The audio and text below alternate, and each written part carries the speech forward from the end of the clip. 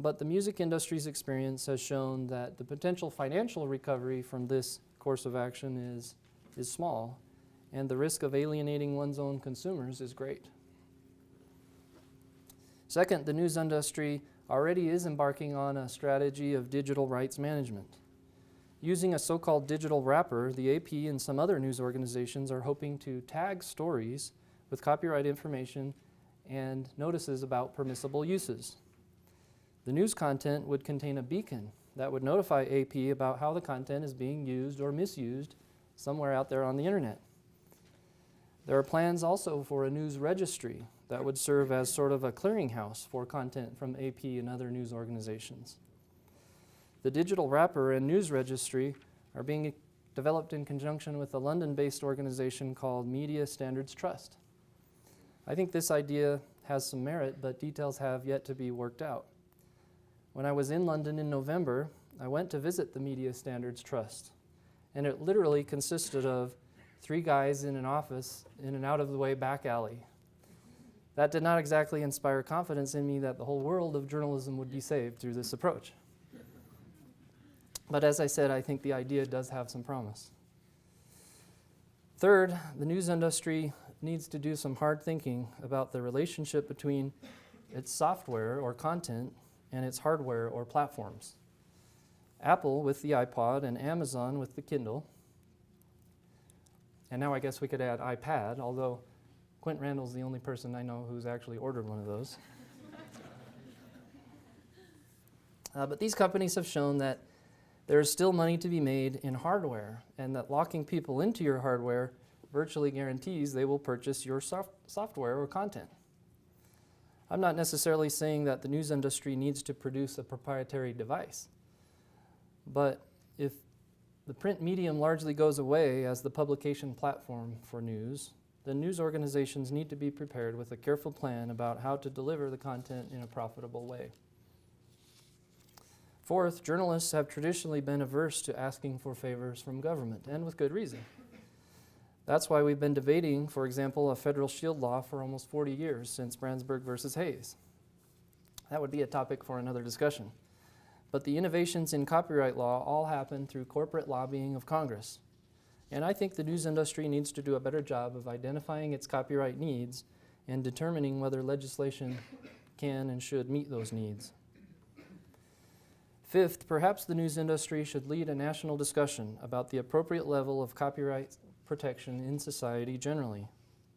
Too much protection stifles the free flow of information and kills creativity of subsequent users. Too little protection may fail to provide the necessary incentive for artists, writers, and other creators to spend their time on creative works that will ultimately benefit all of us. As part of this debate, consideration should be given to the fact that the sweat of the brow Lockean arguments about receiving the fruit of one's labors have really not been at the core of copyright's economic monopoly.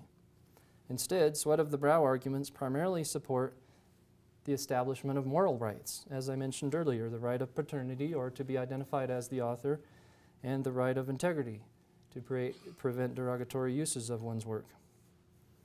The U.S. has assiduously avoided moral rights and only nominally complies with the Berne Convention in that regard. But continental Europe has embraced moral rights, and the UK has also adopted them to an extent. Perhaps as part of this national discussion that could be led by journalism, there could be consideration of the value of moral rights for journalists and other creators. The discussion also would have to contemplate the fact that news organizations for decades have favored less stringent copyright protections because of the benefits for news gathering, as I mentioned earlier.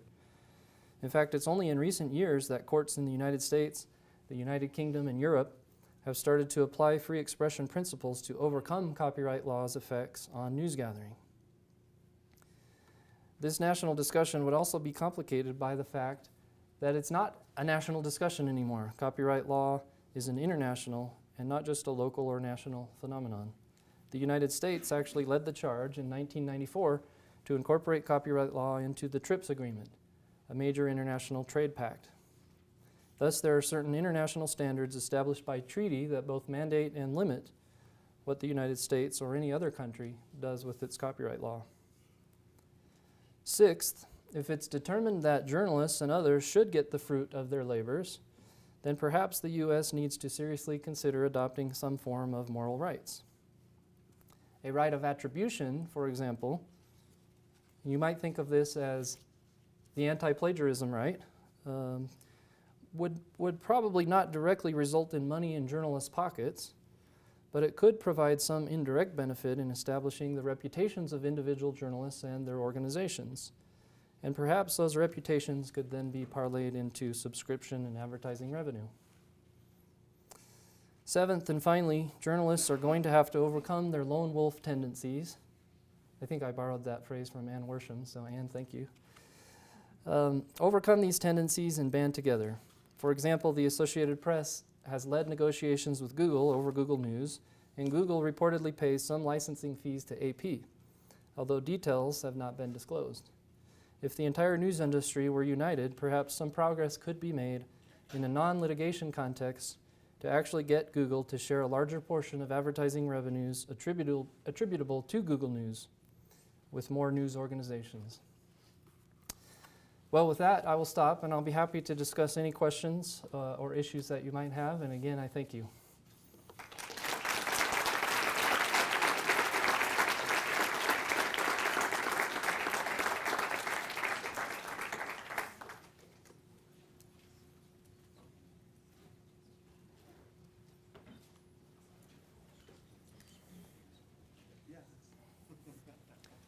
Patrick, go ahead. I believe there's a handheld mic coming around, so if you want to just... Talk really loud too. With the whole debate on moral rights, how would we be able to measure like that type of balance? I mean, I understand like that we're able to apply moral with ethics in very different ways according to where we're from. So how would that change the industry here in the United States as compared to Europe? Yeah, that's an interesting issue, and it's hard to predict because, as you said, it's a little bit speculative on my part to say too much about that.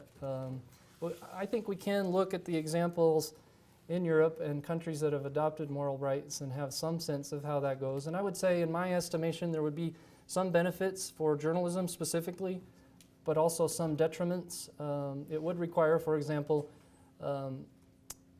journalists to attribute the information that they get. Might not necessarily be a bad thing, and that's an ethical standard that journalism has and should have anyway. But then the question becomes, what happens if you don't do that? Are you then liable for, infringement or monetary damages? I think most of the European companies that have adopted that have in some ways limited the recovery available for violation of the requirement to make attribution because it's not an economic right. And perhaps the remedy could be something along the lines of a court order requiring you to make an attribution in a correction or something, as opposed to a huge monetary award. But I do think journalism organizations are thinking about this. In fact, an article in Columbia Journalism Review recently suggested that this right of attribution could be a part of the solution to the news industry's problems, because it would require the websites like All Headline News, for example, if they're going to use some content from the AP or another source, then it would require them to attribute the origin of that information. And as I said, I think that could provide some indirect benefits. So it's an interesting thought. I don't necessarily see Congress doing that anytime soon, but perhaps we should discuss it more.